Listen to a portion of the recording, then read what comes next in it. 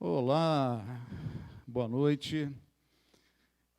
É sempre bom estar falando. Depois a gente vê que ministra a palavra, não é? Aqui para um grupo, hoje numa quarta-feira à noite, ainda de pandemia, o grupo bem reduzido, mas essa palavra vai chegar a muitas pessoas e é uma alegria poder estar sendo usado pelo Senhor, estar ministrando na vida de pessoas, que seja uma bênção na tua vida. Não é? Me coloco nesta hora nas mãos do Senhor Jesus, para que na fluência, no poder, na inspiração do Espírito Santo, a gente possa realmente trazer uma palavra forte que vai fazer diferença, porque vai fazer diferença. Então, eu queria começar primeiro te chamando, fica aqui comigo, se liga, não fica fazendo 10 coisas ao mesmo tempo, né? Se liga nessa mensagem, que tem coisa boa para você. Abra o teu coração, se permita ser tocado, ser movimentado, se permita ter novas ideias, novos pensamentos, novas percepções e uma nova unção, uma nova graça na sua vida, em nome do Senhor Jesus. Hoje eu queria falar um pouquinho de Gideão. Gideão, a maior parte das pregações que a gente escuta sobre Gideão, o foco está ali nas vitórias sobre os midianitas, os momentos mais impactantes, né? Aquela situação dos 300 homens superando em batalha um exército que se estima em torno de 135 mil midianitas. Então é uma coisa impressionante. E eu queria te dizer como a nossa mente, o preparo emocional, psicológico, faz parte desse trabalho, como é que as coisas mudam. Lembrando que, às vezes, a gente fica muito ligado, né, numa transformação que venha de uns arrepios, veja, às vezes a igreja pede avivamento, né? A primeira igreja, a igreja dos apóstolos, né, ela recebe uma advertência, Éfeso, né, recebe uma advertência lá em Apocalipse, tenho contra vocês abandonaram o primeiro amor, né? E o que veio? A igreja seguinte é a igreja de Esmirna, que quer dizer amargura. Éfeso quer dizer desejada, é a igreja que todo mundo queria estar, né? A igreja do apóstolo Paulo, uma igreja do apóstolo João, uma igreja de Áquila e Priscila, uma igreja que teve assim tantos ministros, na igreja, pela carta, você vê que foi a mais madura, né? A epístola de Paulo aos Efésios foi a mais madura de todas as igrejas, aparentemente. E vem no final essa palavra, né? Abandonaste o primeiro amor. E a igreja seguinte é a igreja de Esmirna, quer dizer amargura, uma palavra que a origem vem da mirra, né? que é uma base para um perfume, uma essência fundamental para um perfume. Então, quando você moe essa semente, ela vai gerar um cheiro, um perfume muito gostoso, que é o de perfume ou essência de mirra. E a segunda igreja, então, é a história da igreja perseguida, muitos foram mortos, né? Houve uma perseguição tremenda e a igreja se espalhou. E por que eu estou dizendo isso? Porque Jesus tinha um chamado para os apóstolos, que era o quê? Ide por todo o mundo e pregai, né? Quando ele falou, quando receber o Espírito Santo, vocês serão minhas testemunhas em Jerusalém, e até os confins da terra. E eles não queriam sair de Jerusalém, estavam numa zona de conforto ali, a igreja grande, bonita, todo mundo acomodado. E de repente Deus manda o quê? Para trazer de volta ao primeiro amor. Às vezes a gente pede, traz um avivamento, traz aquele culto, ou aquele acampamento, aquela série tremenda e tal, e de repente o avivamento vem por uma perseguição. A volta ao primeiro amor surge de uma perseguição. A igreja é perseguida, ela se espalha, todo mundo reflete, repensa o que é mais importante, repensa a sua vida com o Senhor, né? E ocorre o que o apóstolo Paulo fala em Romanos 12, que diz: transformai-vos pela renovação da vossa mente. Sem renovação de mente não há transformação. Sem o repensar, a revisão de vida, não há transformação.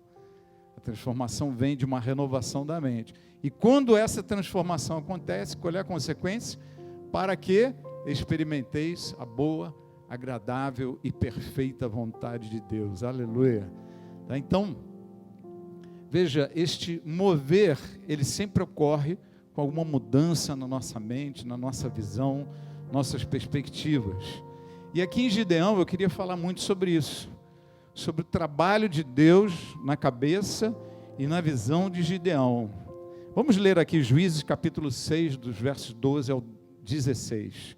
Então o anjo do Senhor apareceu a Gideão e lhe disse: o Senhor está com você, poderoso guerreiro. Ah, Senhor, Gideão respondeu, se o Senhor está conosco, por que aconteceu tudo isso? Onde estão todas as suas maravilhas que os nossos pais nos contam quando dizem, não foi o Senhor que nos tirou do Egito, mas agora o Senhor nos abandonou e nos entregou nas mãos de Midian. O Senhor se voltou para ele e disse, com a força que você tem, vá libertar Israel das mãos de Midian. Não sou eu quem o está enviando? Ah, Senhor, respondeu Gideão, como posso libertar Israel? Meu clã é o menos importante de Manassés, e eu sou o menor da minha família. Eu estarei com você, respondeu o Senhor, e você derrotará todos os midianitas como se fossem um só homem. Queridos, há tanta riqueza nessa história aqui. Olha só, primeiro eu queria chamar a atenção que Gideão conta uma história muito triste dele mesmo, né? Ele fala, olha, minha tribo, né? Vou repetir a frase de Gideão aqui, meu clã é o menos importante de Manassés, e eu sou o menor da minha família. Só faltou ele falar mal da tribo de Manassés também, mas ele falou, olha, meu clã é o menos importante dessa tribo, né? E eu sou o menor da casa de meu pai, então eu não sou ninguém. E ele conta uma história triste, porque ele fala de abandono, ele fala, olha, Deus nos deixou, o Senhor nos abandonou, olha tudo que está acontecendo e tal. E o que este homem está fazendo a respeito disso? Muitas vezes nós caímos numa vida de reclamações. A gente chora, reclama. Veja que nas frases de Gideão, ele atribui culpa a Deus.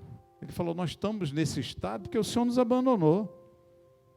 O Senhor abandonou a gente aqui, deixou nas mãos dos midianitas. Muitas vezes nós temos essa tendência de brigar com Deus, jogar a culpa em Deus, né? Isso é uma história antiga na raça humana. Não é nenhuma novidade que a gente está falando aqui. Lembra de Adão? Primeiro homem, né? Quando Adão aprontou, Deus vai lá e fala, Adão, que é isso? Onde estás? O que fizeste? De onde caíste? Né? E Adão responde, foi a mulher que o Senhor me deu. Tipo, já começa a reclamar daquilo que Deus deu. A culpa é da mulher. E, aliás, quem deu a mulher foi você, né? Então, a gente tem uma tendência, na nossa natureza caída, de arrumar culpados e transferir responsabilidades. E quando a gente começa a fazer isso, cada vez mais nós temos uma história triste para contar. Uma história de derrotas, uma história de opressão, uma história de frustrações, uma história de decepções. Decepções com pessoas, decepções com Deus, decepções com a vida, decepções com a família. E começamos a ficar também com essa posição de vitimizados, né? Nós somos uma vítima aqui. O Senhor nos abandonou e Midian veio para cima de nós. Bom, e aí? E vocês não existem? E você não existe na tua situação, na tua história? Eu quero voltar a um pensamento que é muito importante entender. Jesus morreu por todos, por toda a raça humana, mas só aqueles que creem usufruem do perdão, da redenção e de todas as promessas de Deus. É preciso que haja arrependimento, conversão. Crendo em Jesus como o Messias, o Salvador. E a mesma forma, a gente tem uma paralisia em relação à vida, em relação aos desafios. Entenda uma coisa: todas as pessoas têm a ajuda de Deus. O amor de Deus Deus amou o mundo de tal maneira que deu o seu Filho único. Então, o amor de Deus é para todos. A bênção, o favor de Deus é para todos. A salvação é para todos, mas nem todos usufruem. A paralisia nessa posição de o outro é culpado, a responsabilidade é de outro, eu sou uma vítima. Quando a gente se faz de vítima, olha, eu vou falar uma frase para você nunca mais esquecer: você é o protagonista da tua história. Jesus é o teu dono, o Espírito Santo é aquele que te empodera, é o teu influenciador, mas você é o protagonista. Por isso que há diferenças entre pessoas e pessoas. A graça de Deus é mais eficiente em alguns do que em outros. Por quê? Porque nós temos que nos permitir sair desta posição de vítima, essa posição de paralisia, de espera. Homem, mulher de Deus, hoje eu vou falar um pouquinho aqui sobre algo que você precisa fazer na tua vida. Tira o bumbum do sofá e segue na direção do teu chamado. Tira o bumbum do sofá e segue na direção do teu chamado. Entenda, a postura aqui deste homem, Gideão, nesse momento, é uma história triste. Eu sou mais fraco, eu sou o menor, a minha tribo não tem importância nenhuma, eu estou completamente impotente diante das circunstâncias. Essa situação, essa percepção de impotência é algo terrível, ela paralisa. O medo dos midianitas, o medo dos desafios, o medo dos obstáculos, o medo de se esforçar e não dar certo, isso já te faz um perdedor, já te traz para uma derrota. Eu quero te dizer, o Evangelho não é isso, o Evangelho não te chama para isso. Ele não te chama para ficar parado e para estar perdendo toda hora e dizendo, não, glória a Deus e tal. Não, queridos. A Bíblia diz que Jesus, falando a nosso respeito, o apóstolo Paulo em Romanos, ele diz aqui, assim, em Cristo Jesus nós fomos feitos mais do que vencedores. Você não é somente vencedor, você é mais do que vencedor. O apóstolo Paulo em Coríntios, na carta aos Coríntios, ele também fala, não, serve para os corintianos também, né? Mas ele também fala que ele sempre nos conduz em triunfo, diante de todas as situações. Ele sempre nos conduz em triunfo. Então o plano de Deus para a minha vida, para a tua vida é vencer. Você pode ter percalços no caminho, mas olha, você não pode ficar com um bumbum grudado no sofá. Se levanta, se ergue, porque é isso que o Senhor quer fazer com a tua vida. Normalmente, quando a gente fica nessa posição de sou fraco, eu não posso fazer nada, eu sou um pé rapado. Aí você pode estar pensando assim, mas pastor, não é isso que a Bíblia diz? Quando somos fracos é que somos fortes? É isso que a Bíblia diz. Quando somos fracos, aí é que nós somos fortes. Mas não é para continuar na fraqueza. A posição de fraqueza nos faz redescobrir a força e o poder de Deus que existe em nós. E aí nós nos tornamos fortes. Porque na nossa fraqueza o poder de Deus se aperfeiçoa. Não é para ficar na fraqueza e continuar na fraqueza. Homem e mulher de Deus, entenda isso daqui. Você recebeu um chamado de Deus. Você foi lavado no sangue de Jesus. Você foi redimido. Você foi batizado com o Espírito Santo de Deus. O Espírito de Deus habita dentro de você. Você tem estudado, ouvido e tentado praticar cada vez mais a palavra de Deus. Pare de dizer que você não tem jeito. pare de dizer que, olha, não sei. Queridos, é um processo evolutivo, você está em crescimento. Você não pode mais ficar dizendo que você é um João ninguém, que você não é nada, que se fosse por você, não. É uma ofensa. A palavra de Deus tem sido pregada para você. É uma ofensa ao Espírito Santo que está dentro de você. É uma ofensa ao Senhor Jesus que derramou sangue para que você recebesse perdão e pudesse entrar numa nova vida. Toma posse da verdadeira vida. Tira o bumbum do sofá e começa a seguir na direção do teu chamado. E quando eu falo teu chamado, não é só o teu chamado, eu não sei qual é o meu chamado aqui na igreja. Teu chamado dentro da tua casa. Estamos numa crise aí, muita gente passando dificuldades financeiras. E aí começa aquele negócio, a gente senta o bumbum no sofá e diz, eu não sei o que fazer. E eu quero te convidar nesta noite, querido, há uma unção de Deus sobre a tua vida. Você tem capacidades naturais e espirituais que foram derramadas por Deus sobre você. Lembre-se sempre de uma coisa, você foi criado à imagem e semelhança de Deus.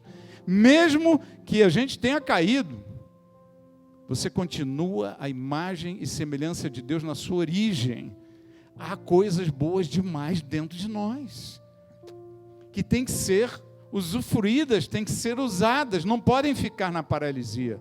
Nós não podemos ficar contando sempre a mesma história triste, se vitimizando, reclamando, atribuindo culpa aos outros, se sentindo impotente, eu não tenho nada para fazer, eu não consigo resolver esses problemas, o que eu vou fazer na pandemia? Tantas coisas, a gente começa a nos jogar para o sofá da impotência, o sofá da fragilidade, o sofá do cansaço, o sofá do eu não sei o que fazer, da falta de criatividade. Nós fomos criados à imagem e semelhança do Criador de todas as coisas. Existe criatividade dentro de nós. Como é que podemos ficar tão paralisados? E olha, quando esse homem Gideão começou a falar essas coisas para o Senhor falou outras coisas para ele. Olha, Gideão, isso não é o que você é. Eu que te criei, que te gerei, eu sei quem é você. Você não é um carinha fracote, cansado, dentro de uma família fraca, que não tem poder para nada, que não se sente capaz de fazer nada. Você não é esse não. Deixa eu te dizer quem você é, Gideão. Deixa eu te dizer quem você é. Com a força que você tem, vá libertar Israel. Com a força que você tem, vá libertar Israel. No início da conversa, e veja quando ele fala o anjo do Senhor, ele está se referindo a Jesus, antes de se fazer carne. Ele era o verbo e o verbo se fez carne. Toda teofania ou aparição de Deus no Antigo Testamento, nós estamos basicamente falando de Jesus, o anjo do Senhor, quer dizer, o mensageiro do Senhor. Não é que ele era um anjo, ele sempre foi Deus, e sempre será Deus. Nunca foi anjo, mas o anjo quer dizer mensageiro. Ele é o mensageiro, não era um anjo de Deus, porque os anjos são mensageiros, são ministradores, né? Espíritos ministradores. Então Jesus, ele vem e fala para Gideão, poderoso guerreiro. Olha que contraste. Não faz a menor sentido aquele homem dizendo aquelas coisas com esse que Deus está vendo e está falando. Você é um poderoso guerreiro. Poderoso guerreiro. Com a força que você tem, vá libertar Israel. E nas duas frases ele diz uma coisa importante. Na primeira ele fala, no verso 12, o Senhor está com você. O Senhor está com você. E no final, na outra frase, ele fala, eu estarei com você, respondeu o Senhor. Eu estarei com você. Eu estarei contigo. Sabe, às vezes a gente precisa de frases assim, da palavra, que a gente possa interiorizar. Traz para dentro essa frase.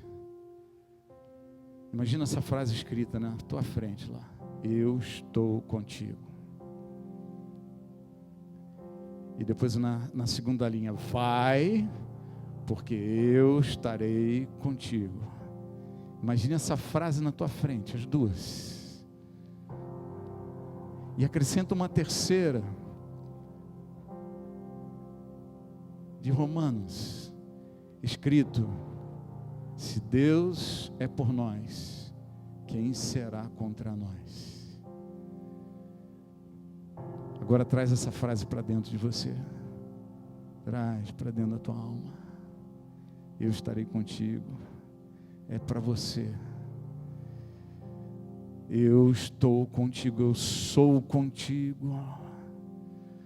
Se Deus é por mim, quem será contra mim? Entenda, há virtudes em você e Deus está contigo. Existem dons naturais, existem dons espirituais. Existe um papel, um chamado, uma missão na minha vida e na tua vida. Você pode estar aí talvez vivendo um momento que a tua vida espiritual está terrível e você não sabe o que fazer. Eu quero te dizer uma coisa: tira o bumbum do sofá e comece a estabelecer plano todos os dias. Tira o bumbum. Mas fica lá achando que está tudo ruim e não sai do lugar, não faz nada. Meu casamento está um inferno. Faz alguma coisa. Não é para sair fazendo atabalhoado, não. Faz alguma coisa. Você sabe que a tua família é um papel na tua vida, é um chamado na tua vida, e há responsabilidade espiritual e racional, legal, da sua vida com relação à tua família. Não fica nessa não, meu irmão. Se levanta e vai à luta. E olha só, eu quero te dizer uma outra coisa. Talvez você esteja, mas quais são os meus papéis? Qual é o meu chamado? Não é só na igreja, é um chamado de vida. O que você está vivendo? Por que você trabalha? Por que você acorda todos os dias? Preste atenção numa coisa. Se você olhar na Bíblia, a maioria das vezes que um homem se levantou e orou a Deus por um assunto que o incomodava, sabe como é que Deus resolveu? Deus pegou esse homem e falou: vai, é você que eu vou usar. Porque é você que está preocupado com isso daqui. É você que eu vou usar. Você vai ser o protagonista dessa virada. Você vai ser o protagonista desse milagre. Às vezes a gente fica pedindo: Deus, manda alguém, manda um milagre, manda um anjo para falar comigo. Você é o anjo, meu irmão. Você é o milagre de Deus. E foi isso que ele disse para Gideão: você é o milagre de Gideão. Você é o milagre. E olha, tem uma outra coisa tão importante aqui. Porque quando Deus começa a contar essa história, Gideão conta uma história triste dele mesmo. E aí Deus conta para Gideão: Gideão, a tua história não é essa. Desculpa, você está totalmente enganado sobre quem você é e o que você pode fazer. Vai nesta tua força e liberta Israel. Parece contraditório, né? Mas não é para fazer na força de Deus? Mas ele está dizendo: vai nessa tua força e liberta Israel. Eu estou te enviando, eu vou estar contigo, mas vai nessa tua força. Entenda, muitas vezes a gente quer tirar o corpo fora e dizer: Deus faz tudo. Deus faz, não, tudo que Deus faz na terra, Ele faz com homens. Você é o maior protagonista na tua vida, você é o maior responsável pelo teu sucesso ou pelos teus fracassos, as tuas vitórias, as tuas derrotas. Segue o Senhor, segue o teu chamado, tira o bumbum do sofá e segue o teu chamado. Se levanta e vai à luta. Mas eu não sei o que fazer financeiro. Se levanta, cara. Eu quero te dizer o seguinte: o que você semear, vai dar certo. A gente entrou nessa crise, eu acho que eu vou sair da crise da pandemia melhor do que a gente estava antes. Estamos passando momentos difíceis, com certeza, mas a gente conseguiu se organizar melhor. Fez algumas coisas que não estava fazendo. Criou condições para uma semeadura maior, uma colheita maior, porque a gente ampliou a semeadura. E de repente, sabe o que acontece? As coisas começam a favorecer. Eu nunca tinha feito atendimento online. Nunca tinha feito. E achava, olha, não sei, não vai dar certo, não funciona. E aí logo começou a crise, uma pessoa que estava atendendo pediu, insistiu, faz comigo, eu aceito ser como é que se diz? A cobaia, né? Eu aceito ser a cobaia e tal, então tá bom, vamos fazer. Aí fui e fiz, achei razoável, não foi tão ruim, não foi super como eu gostaria, mas para ela foi. E aí eu fui fazendo de novo. Hoje eu estou atendendo pessoas do litoral, do Rio de Janeiro, Bahia, até Barcelona, Boca Raton, na Flórida, e as pessoas indicando outras. E eu nunca tinha atendido online. De repente um pessoal do Rio me pediu dar um curso para nós sobre escatologia e tal, um grupo, e se formou um grupo, estamos com 31 alunos. E a gente está dando aulas online.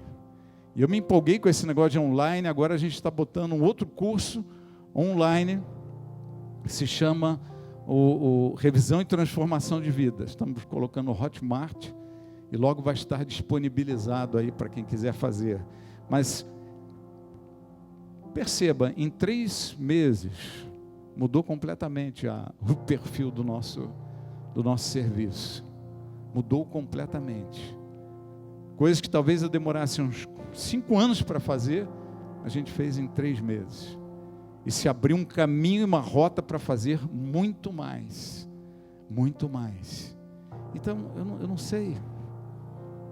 Eu não sei o que te dizer sobre o que você fazer. Mas eu sei o seguinte: lá dentro de você existe um poderoso guerreiro.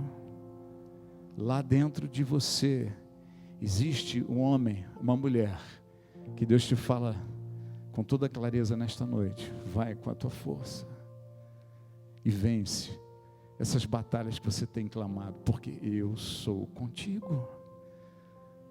Querido, se a gente não jogar a semente na terra, não vai dar colheita, e a gente pede colheita sem jogar semente. Nós precisamos agir, precisamos tirar o bumbum do sofá, se levantar e fazer coisas na direção daquilo que nós estamos lutando, sonhando, clamando a Deus. E lembre-se sempre, quando Deus clama, quando alguém clama alguma coisa, e Deus vem para você e fala: eu vou fazer sim, mas é através de você. Vai lá e faz. Ah, mas eu sou contigo. Vai lá e faz. Fica calmo. Faça coisas na direção daquilo que Deus tem te dado de responsabilidade, mas com uma convicção radical: Deus não te abandonou. Coloca isso dentro de você com todas as tuas forças, de todo o teu entendimento.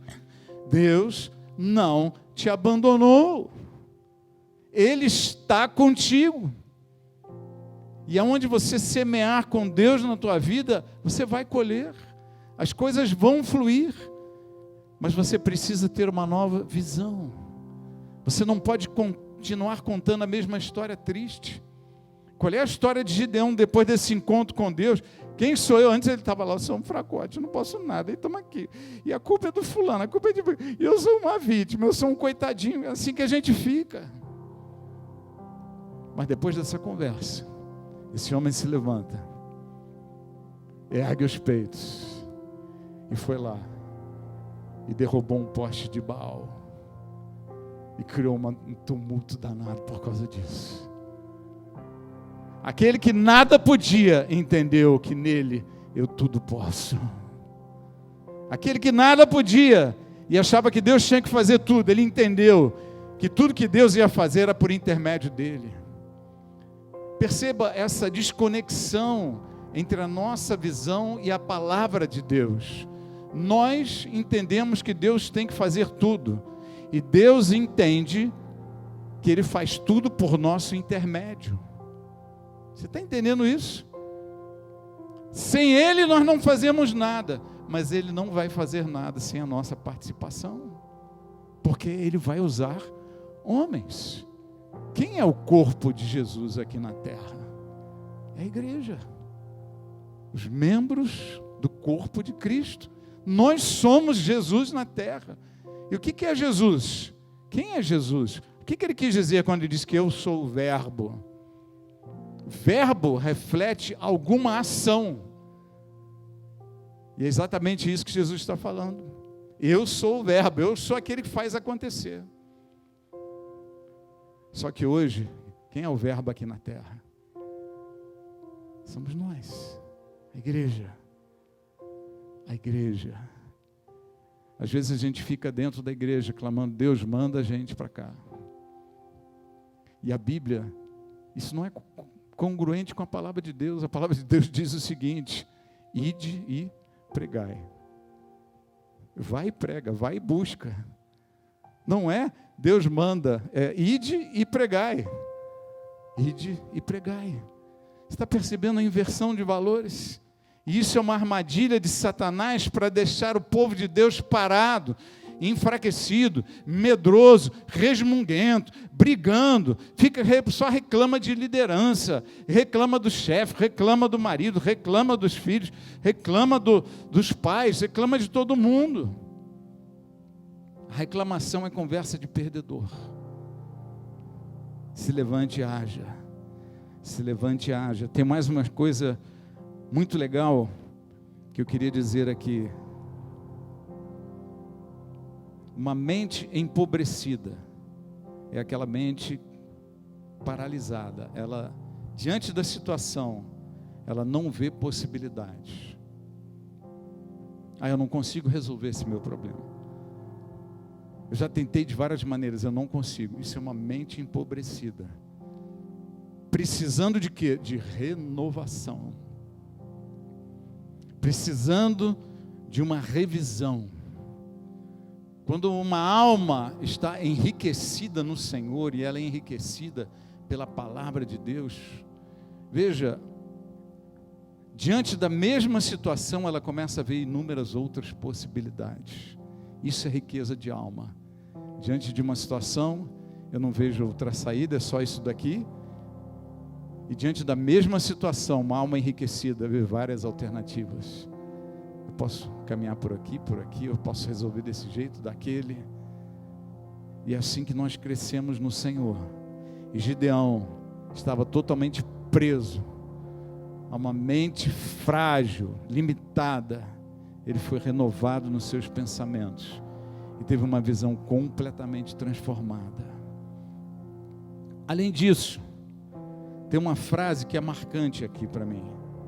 Ele fala assim: e você derrotará todos os midianitas como se fossem um só homem. É interessante na palavra de Deus, como é que Deus dá uma visão da vitória. E às vezes nós precisamos buscar dentro de nós uma visão da vitória. O que é a vitória para mim? O que é a conquista? No caso de Gideão, e nesse momento da vida dele, a grande vitória era vencer e se sobrepor aos midianitas. E Deus dá uma visão para ele, em que ele diz simplesmente assim: você derrotará todos os midianitas como se fossem um só homem. Todos. E ele cria essa imagem na mente dele: puxa, vou vencer. E ele se enxerga na imaginação dele: eu estou derrubando um cara só, e com ele está caindo todos os midianitas. Midian inteira está sendo derrotada. Quem mais na palavra teve direções assim de Deus? Lembram de Josué e Caleb? O povo amedrontado com as 7 nações mais poderosas, mais fortes do que eles. E de repente Josué e Caleb vão e jogam uma frase: se o Senhor estiver por nós, nós vamos destruir eles como se amassa o pão. Uma imaginação também, uma visualização de que, se imagine amassando o pão, é assim que você vai destruir o inimigo. Jesus também trouxe visões para o povo, quando estava ministrando em parábolas. Ele falou: olhai para os lírios do campo, nem Salomão se vestiu tão bem quanto eles. Eles não trabalham, não fazem nada, mas estão lá, sempre supridos e muito bem vestidos. Se Deus guarda a erva do campo, que ainda vai ser queimada, quanto mais Ele não fará por vocês? Não valeis vós muito mais do que a erva do campo? Então ele dá aquela visão, aquela percepção da vitória. Olha a vitória aqui, estou derrotando Midian, desse jeito, estou derrotando os invasores da terra prometida, todos como se amassa o pão, amassando o pão. Então vou vencer, nós vamos sobrepujar esse inimigo. Quando ele fala com Abraão, ele diz assim: Abraão era velho, estéril, quer dizer, Sara era estéril, Abraão já estava envelhecendo, quando teve a promessa, já tinha uma idade avançada, e ele foi ter o filho com 100 anos de idade, Sara com 90.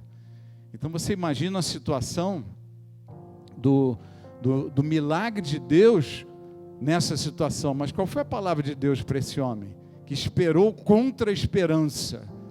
A palavra de Deus para Abraão foi: olha para as estrelas do céu, tenta contar elas se puder, olha para as areias da praia, tente contar elas se puder, assim será a sua descendência, numerosa, poderosa, iluminada. Assim será a tua vida, frutífera, abençoada, cheia de resultados. Veja que coisa maravilhosa, é a palavra de Deus ensinando a nosso favor e nos trazendo vitórias. Pare de olhar para um futuro derrotado. Pare de enxergar a situação como está travada e nunca vai sair disso. Pare de olhar para as situações da vida como se elas não fossem mudar mais. E comece a criar uma imagem forte na tua mente das estrelas no céu, reluzentes, brilhantes, uma vida frutífera, multiplicadora, abençoada, abençoadora, uma vida iluminada. Comece a enxergar os lírios do campo, um jardim bonito, vegetações, matas, e comece a ver: Deus cuida dela, eu tenho muito mais valor do que ela. Quanto mais de mim, Deus vai cuidar. Crie imagens, perspectivas. Se os lírios dos campos se vestem daquele jeito, eu vou ter roupas bonitas também. Eu vou poder estar à vontade, eu vou poder estar bem, estar saudável, estar tranquilo. Estar debaixo da bênção de Deus, debaixo da graça restauradora do Senhor. 3 fundamentos para você levar sobre a tua vida hoje. E daqui a pouco eu vou orar com você. Eu estou contigo, vai. É o primeiro fundamento. Confiança na proteção e presença de Deus. Segundo, você é um poderoso guerreiro. Confie nas virtudes que estão na tua vida. Porque é Deus que te deu. Confie nas virtudes, na sua criatividade, na sua capacidade de gerar recursos, de conquistar sonhos, de avançar, de ser uma bênção na tua família, na tua casa, na tua igreja, no teu trabalho. E crie, enxergue vitórias na tua frente. Comece a visualizar. Eu te faço uma pergunta: o que é vencer para você? Como é que você gostaria de estar daqui a 3 anos, 5 anos? O que é vencer para você? O que é um sonho para você? O que é um chamado para você? O que é realmente um papel na tua vida? Comece a enxergar um futuro. Se você sonha com uma família abençoada, imagine esta família numa casa bonita que você está querendo comprar. Faça essa visão na tua mente. Assim como Josué tinha a visão do pão amassado para vencer os inimigos. Assim como Gideão tinha a visão de vencendo um só homem, ele venceria toda Midian. Tenha a sua visão. Ore nessa direção. Clame e haja nesta direção todos os dias. Todos os dias. Porque o Senhor é contigo. Toda vez que você se pegar numa posição de vítima, numa posição de jogar a responsabilidade para outros, numa visão de eu estou impotente, numa visão de eu não sei o que fazer, numa visão de eu não posso fazer nada, numa visão de não tem outro caminho, não tem outra solução, se lembre de uma coisa: vai, tira o bumbum do sofá e se levanta na direção do teu chamado. Age. Sem semente não vai haver colheita. Semente é fruto de ação. Semente que você vai jogando. Ações que estão sendo trabalhadas, processadas para te gerar uma bela e abençoada colheita em nome de Jesus. Feche os olhos agora.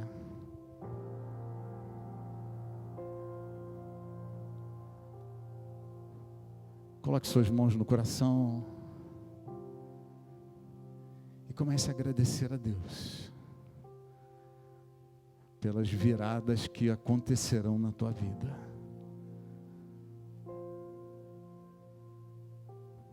Nos próximos dias, uma clareza maior de caminho, como andar no caminho. Nos próximos dias, uma percepção de que você tirou o bumbum do sofá e está jogando sementes no caminho. Ações, atitudes. Que ações seriam essas? Qual o destino do teu caminho? Veja lá no final do caminho o que é vencer para você. O que você quer ser realmente? Quais são os sonhos que você quer conquistar e que estão dentro de você? E que estão realmente alinhados com aquilo que Deus está colocando dentro de você? Se imagine nesse caminho, a primeira mudança, a segunda mudança. Em algumas semanas, você vai começar a perceber resultados, diferenças, por causa de uma mudança de mente que aconteceu aqui hoje. Quando há renovação de mente, há transformação de vida. E quando há transformação de vida, nós entramos num caminho que se chama experimentar a boa, agradável e perfeita vontade de Deus. Entrou nesse caminho. Em semanas você vai começar a colher resultados, frutos desta transformação, frutos vivenciais, efetivos. E quando nós falamos da passagem de 1 ano, 2 anos, 3 anos, você vai ver que você, neste tempo, correu na direção dos teus sonhos.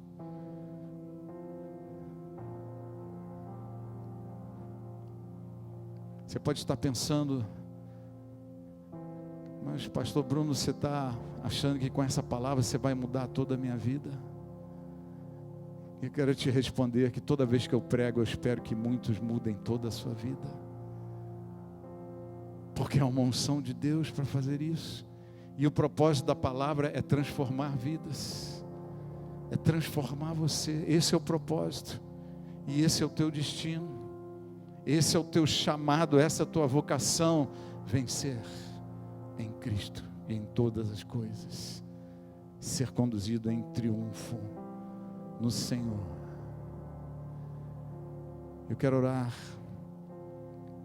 por todos esses aqui, Senhor, que estão aqui agora, os que estão ouvindo a mensagem online, os que ouvirão amanhã, acessando esse link, nos próximos dias, semanas, meses, que a tua graça esteja sobre esta vida, para uma grande transformação, que uma injeção, uma nova unção, de coragem, de confiança, de entendimento do seu chamado e de como caminha a tua relação com Deus. Que muitos aqui, Pai, se não todos, possam caminhar numa trilha de vitória, uma trilha que agrada o coração de Deus, uma trilha que é boa, perfeita e agradável para nós também. Abençoa, Senhor. Levanta, fortalece, renova a mente, tira este ranço maligno de fragilidade, de pequenez, de impotência, de vitimização e de transferência de responsabilidade. Tira isso no coração do teu povo, de cada um de nós, de cada um que está ouvindo esta palavra, que seja liberto agora em nome de Jesus. Em nome de Jesus. Para que nesses próximos dias essa palavra produza, resulte muito fruto na tua vida. Você é um abençoado de Deus. Ele está contigo, poderoso guerreiro.